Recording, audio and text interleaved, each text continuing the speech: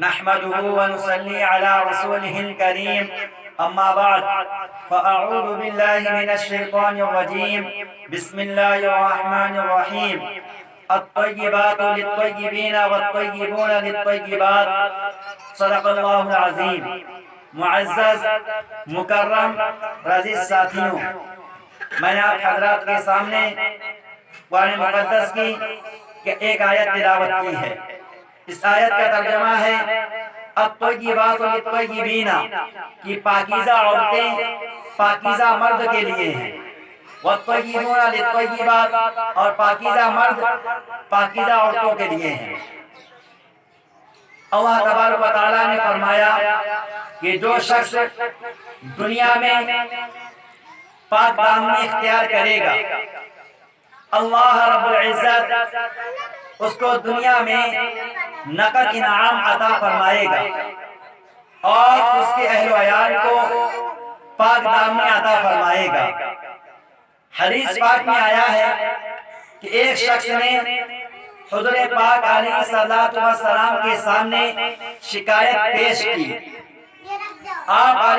اس نے شکایت یہ پیش کی کہ یا رسول اللہ صلی اللہ علیہ وسلم، مجھے اپنی بیوی پر شبہ ہے. حضور پاک علیہ السلام نے فرمایا کہ تم دوسرے لوگوں کی بیویوں کے بارے میں پاکیزگی اختیار کرو تو دوسرے لوگ تمہاری بیوی کے بارے میں پاکیزگی اختیار کریں گے. یعنی عدلے کا بدلہ ہے. جو شخص اگر دوسرے کی بیوی کے بارے میں پاکیزگی اختیار نہیں کرتا ہے تو اس کی بیوی کے بارے میں بھی کوئی شخص بھی پاکیزگی اختیار نہیں کرے گا. اور زنا جو ہے ایک قرض ہو جاتا ہے. اگر کسی شخص نے کسی کے ماں بہن کے ساتھ زنا کیا ہے تو مقروض ہو گیا ہے، اب اس کو یہ قرض اتارنا پڑے گا. اب یہ قرض یا تو اس کی بیوی اتارے گی، یا اس کے بچے اتاریں گے، یا اس کی ماں بہن اتارے گی، لیکن یہ قرض دنیا میں اتر جاتا ہے. ایک عالم صاحب ایک بادشاہ کے سامنے بیان فرما رہے تھے کہ زناکار زانی جو شخص ہوتا ہے اس کا بدلہ اس کے اہل و عیال میں کسی کو دینا پڑتا ہے. تو بادشاہ کو اس بات پر تعجب ہوا. اس نے دیکھا کہ اگر یہ سچ ہے تو میں یہ بات آزما کر دیکھتا ہوں. تو اس بادشاہ کی ایک حسین جمیلہ خوبصورت لڑکی تھی، تو اس نے اپنی لڑکی کو عام لباس پہنایا اور عام لباس پہنا کر اپنی لڑکی سے کہا کہ تم بازار جاؤ اور تمہارے ساتھ جو معاملہ ہو وہ مجھ کو بتانا کہ ویسا ہی ہوں بہو.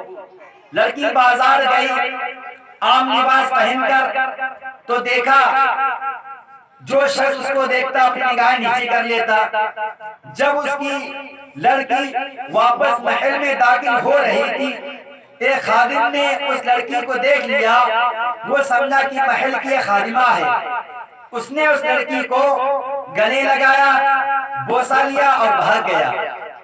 تو لڑکی نے اپنے والد صاحب یعنی بادشاہ سلامت سے کہا جا کے کہ ابو جان، میں بازار گئی تو مجھے کسی نے نہیں چھیڑا، لیکن جب میں واپس آئی اور واپس آنے کے بعد جب محل میں داخل ہو رہی تھی تو میں نے یہ دیکھا ایک خادم نے مجھے گلے لگایا، میرے ہاتھ کو چوما اور بوسہ لیا. تو بادشاہ کی آنکھوں میں آنسو آ گئے. کہنے لگا کہ زندگی میں نے ہر عورت سے پرہیز کیا، سب سے کسی کو غلط نظر سے نہیں دیکھا.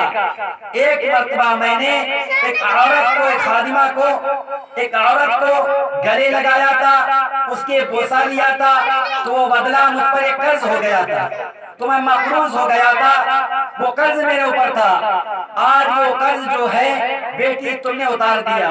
میں سمجھ گیا کہ مقروض شخص یعنی جو زانی شخص ہوتا ہے، اگر اس نے زنا کیا ہے، اس کے گھر والے اہل و عیال میں سے کوئی نہ کوئی شخص نے ضرور اس کا قرض اتارے گا۔ تفسیر روح البیان میں قصہ منقول کیا گیا ہے۔ ایک منقول قصہ ہے کہ ایک جویلر کی دکان تھی، اور وہ جویلر جو ہے، اس جویلر کے خوبصورت حسین جمیل لڑکی یعنی ایک بیوی تھی، بہت خوبصورت اس جویلر کی بیوی تھی۔ اب جو ہے اس کی جو ہے بیوی کے گھر پر 3 سال سے ایک سقا بولتے ہیں پانی پلانے والے کو، وہ پانی لے کر آتا تھا، بہت ہی با اعتماد تھا، لوگ اس پر بھروسہ کرتے تھے۔ ایک مرتبہ وہ سقا یعنی پانی پلانے والا پانی لے کر آیا تو اس نے جویلر کی بیوی کی ہاتھ کو دبا دیا اور شہوت کی نظر سے دیکھ لیا۔ تو جو ہے بادشاہ جو سے پتا چلا جویلر کو، تو بیوی بہت روئی، اور بیوی رونے کے بعد میں بیوی بہت روئی، تب شوہر آ گیا۔ جب وہ جویلر گھر واپس آیا تو گھر واپس آنے کے بعد میں اس نے دیکھا کہ بیوی رو رہی ہے، تو اس نے پوچھا بیٹے ارے میری اہلیہ محترمہ آپ کیوں رو رہی ہیں؟ تو اس کی بیوی نے جواب دیا کہ آج 3 سال کے بھروسے کو اس سقا نے توڑ دیا ہے۔ کہا وہ کیسے؟ کہا وہ آج پانی لے کر آیا اور اس نے میرے ہاتھ کو دبایا اور شہوت کی نظر سے دیکھا، وہ چلا گیا۔ اس جویلر کی آنکھوں میں بھی آنسو آ گئے، بہت رونے لگا۔ بیوی نے کہا آپ کو کیا ہوا؟ آپ کو کیوں رو رہے ہیں؟ تو اس جویلر نے جواب دیا بات اصل یہ ہے کہ ایک عورت لڑکی دکان پر آئی تھی، مجھ سے زیور خریدنے آئی تھی، زیور میں نے اس لڑکی کو دیا تو اس کا ہاتھ بہت خوبصورت تھا، اس خوبصورتی کی وجہ سے میں نے اس عورت کے ہاتھ کو دبا دیا اور میں نے اسے شہوت کی نظر سے دیکھا، تو وہ میرے اوپر قرض ہو چکا تھا اور وہ قرض جو ہے تم نے اتارنا پڑا۔ تو جو ہے اس جویلر نے توبہ کی کہ آج کے آئندہ میں کبھی کسی عورت کو غلط نظر سے نہیں دیکھوں گا۔ تو اس کے بعد لیکن یہ بات مجھے ضرور بتانا، اپنی بیوی سے کہا کہ جویلر آگے کہ جو خادم سقا پانی پلانے والا آئے وہ کیا معاملہ کرتا ہے وہ بتانا۔ تو دوسرے دن جو سقا پانی پلانے والا آیا تو بیوی کے پاس وہ سقا اور کہنے لگا کہ مجھ سے بہت غلطی ہو گئی ہے، شیطان میرے پر حاوی ہو چکا تھا، اس وجہ سے میں نے آپ کو غلط نظر سے دیکھ لیا، مجھے معاف فرما دیجیے۔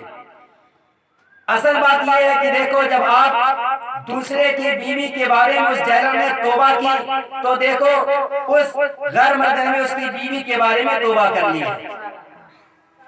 بات اصل یہ ہے کہ اگر ہم کسی دوسرے کی عورت کے بارے میں پاکیزگی اختیار کریں گے تو دوسرا شخص بھی ہمارے بارے میں پاکیزگی اختیار کرے گا۔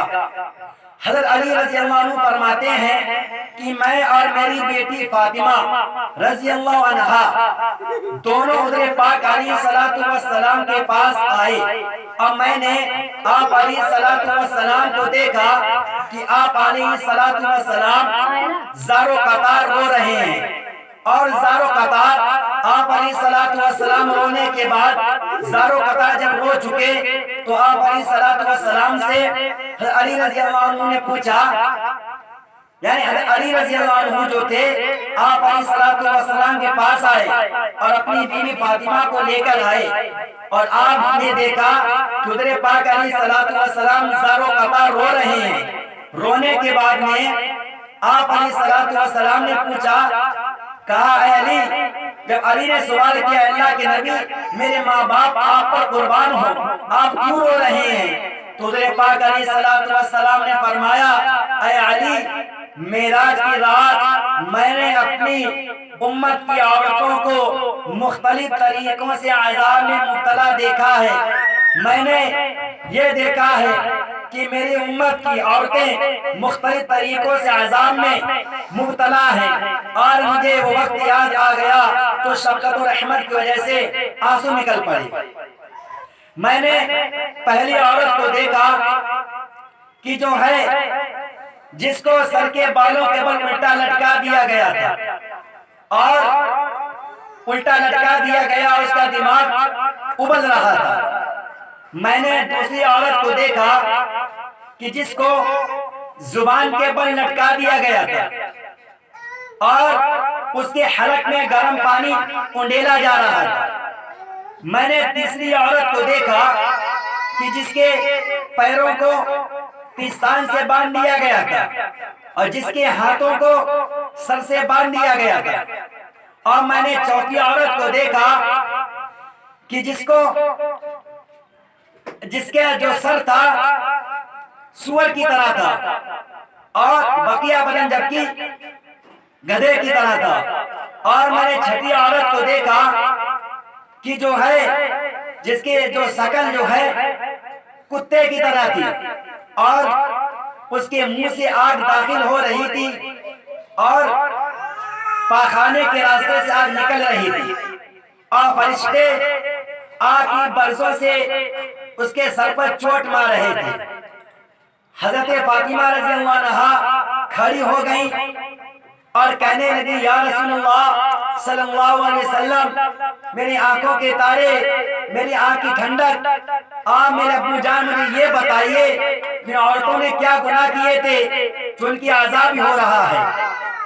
آپ علیہ السلام نے فرمایا کہ بیٹی، جو پہلی عورت جو تھی جس کو سر کے بالوں کے بل الٹا لٹکا دیا گیا تھا، وہ عورت اپنے آپ کو بنا سوا کر دوسرے مردوں کو دکھاتی تھی، سر پر دوپٹہ لے کر باہر نہیں نکلتی تھی بلکہ یوں باہر نکل جاتی تھی، اس لیے اس کو الٹا سر کے بل لٹکایا گیا تھا۔ اور بیٹی، دوسری عورت جو تھی نا جس کو زبان کے بل لٹکایا گیا تھا، وہ عورت اپنے جو ہے شوہر سے زبان چلاتی تھی، اپنے شوہر کو ایذا تکلیف پہنچاتی تھی، اس وجہ سے اس کو زبان کے بل لٹکایا گیا تھا۔ اور تیسری عورت جس کو پستانوں کا بل لٹکایا گیا تھا، وہ عورت جو ہے غیر مردوں سے زنا کی مرتکب تھی۔ اور چوتھی عورت جو ہے جس کے پیروں کو سینے سے باندھ دیا گیا تھا اور ہاتھوں کو سر سے باندھ دیا گیا تھا، وہ عورت حیض اور جنابت کے بعد اپنے بدن کو فرض غسل سے پاک نہیں کرتی تھی۔ اور پانچویں عورت جس کا سر سور کی طرح تھا اور بقیہ بدن جبکہ گدھے کی طرح تھا، وہ عورت جو ہے نماز کا مذاق اڑاتی تھی اور جھوٹ بولا کرتی تھی۔ اور چھٹی عورت جس کی شکل کتے کی طرح تھی اور اس کے منہ سے آگ داخل ہوتی تھی اور پاخانے کے راستے سے آگ نکلتی تھی، وہ عورت حسد اور احسان جتلاتی تھی۔ حضرت مجذوب رحمہ اللہ فرماتے ہیں کہ ایک مرتبہ کی بات ہے کہ ایک عورت بہت ہی زیادہ اپنے آپ کو بناتی اور سنوارتی تھی اور بنا سنوار کر وہ باہر نکلتی تھی۔ جب اس عورت کا اچانک انتقال ہو گیا تو اس کے رشتہ داروں نے خواب میں کیا دیکھا؟ رشتہ داروں نے خواب میں یہ دیکھا کہ اس عورت کو اللہ رب العزت کے سامنے باریک کپڑوں میں پیش کیا گیا اور باریک کپڑوں میں پیش کیا گیا اس عورت کو، اور اس کے بعد ایک آندھی اتنی تیز چلی کہ وہ عورت جو ہے بدن پر کپڑے پہنے تھے وہ بھی اتر گئے۔ اللہ رب العزت نے شرم کی وجہ سے اپنا چہرہ انور پھیر لیا اور اس کے بعد میں اللہ نے حکم دے دیا کہ اس عورت کو جہنم کی بائیں جانب ڈال دیا۔ حضرت مجذوب رحمہ اللہ فرماتے ہیں کہ یہی دن ہے تجھ کو رہوں سب سے بالا، یہی دن ہے تجھ کو رہوں سب سے بالا، ہو زینت نرالی ہو فیشن نرالا، تجھے حسن ظاہر نے دھوکے میں ڈالا، جیا کرتا ہے کیا یوں ہی مرنے والا، جگہ جی لگانے کی دنیا نہیں ہے، یہ عبرت کی جا ہے تماشا نہیں ہے۔ آج اپنے آپ کو کتنا بھی سنوار لیں، کتنا بھی اچھا کر لیں، لیکن اگر نماز نہیں پڑھتے ہیں، اگر ہم روزے کی پابندی نہیں کرتے ہیں تو ہمارا بنانا اور سنورنا یہ بالکل بیکار ہے۔ ارے ہم اللہ کی نظر میں اچھے ہونے چاہیے، دنیا والوں کی نظر میں بھلے ہی خراب ہوں، اور ہمارے اندر یقین پیدا ہو جائے کہ جو کچھ ہوتا ہے اللہ رب العزت کی ذات سے ہوتا ہے، غیر اللہ سے کچھ بھی نہیں ہوتا ہے۔